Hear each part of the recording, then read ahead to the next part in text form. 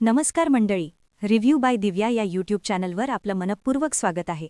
ठरलं तर मग मालिकेच्या 11 फेब्रुवारीच्या भागात एकीकडे सायली आणि अर्जुनमधील किंट नोकझोक पाहायला मिळणार आहे, तर दुसरीकडे प्रतिमा आत्यांच्या अपघाताच्या केसमध्ये एक मोठा खुलासा होणार आहे.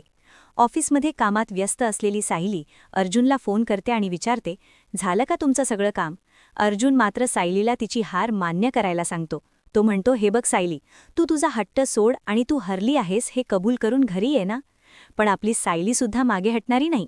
ती उलट अर्जुनलाच सुनवते की त्यापेक्षा तुम्हीच हरला आहात हे कबूल करा ना. दोघांमधील हे गोड युद्ध आता कोणत्या वळणावर येणार हे पाहण्यासारखं असेल. सायलीशिवाय घर सांभाळताना अर्जुनची दाणादाण ओढत आहे. दूधवाला जेव्हा घरी येतो तेव्हा तो अर्जुनला टोमणा मारतो की साहेब, भाभी तुमच्यापेक्षा हे काम अगदी व्यवस्थित करतात. अर्जुन चिडून त्याला गप्प करतो.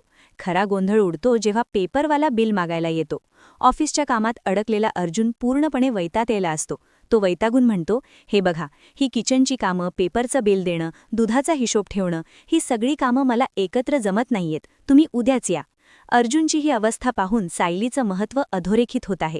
दुसरीकडे ऑफिसमध्ये सायली, चैतन्य आणि बाबू यांच्यात महत्त्वाची चर्चा सुरू असते.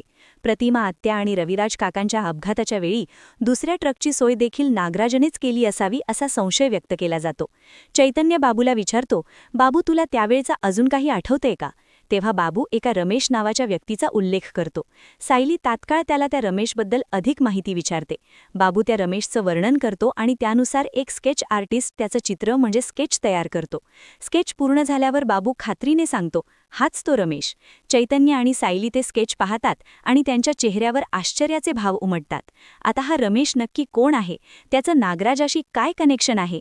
आणि या स्केचमुळे प्रतिमा आत्यांच्या केसला कोणती नवी दिशा मिळणार हे पाहण्यासाठी प्रेक्षक उत्सुक आहेत. भेटूया पुढील भागात. अशाच प्रकारचे रिव्ह्यू ऐकण्यासाठी आमच्या चॅनेलला सबस्क्राईब करा. धन्यवाद.